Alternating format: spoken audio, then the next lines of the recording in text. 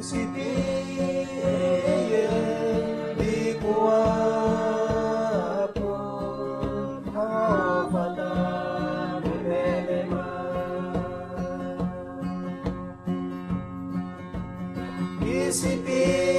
Isipiye di kuwapo haupata milelema.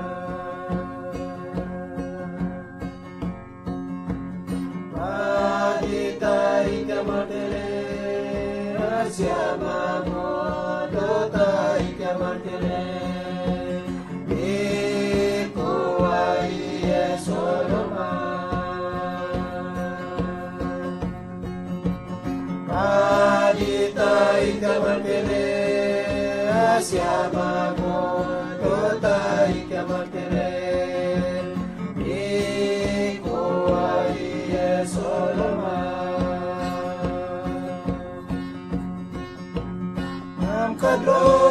Kadrowa iya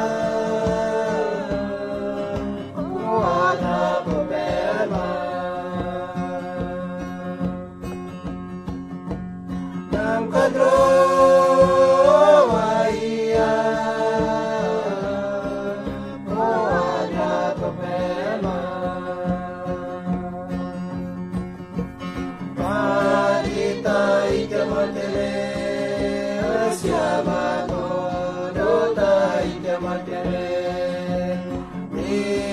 ikuai esoloma adita ika matele siapa dota ika matele ikuai esoloma.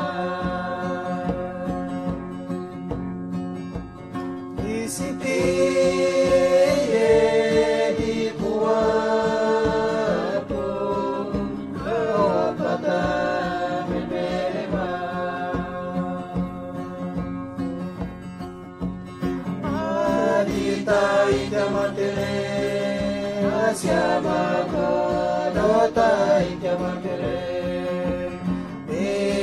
ikuai esoloma.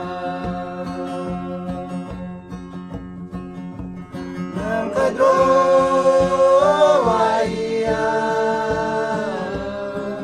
kuada bebema